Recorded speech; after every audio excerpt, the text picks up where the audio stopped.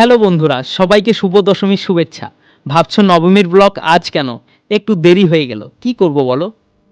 নবমীর রাতটা কিন্তু পুরোই অন্যরকম। ভিড় থাকুক বা না থাকুক, আনন্দটা আসো। আজ রাতভর আমরা ছিলাম ঠাকুর দেখার সঙ্গে, আর আমার বেস্ট পার্টনার আমার অর্ধাঙ্গিনী মল্লিকা।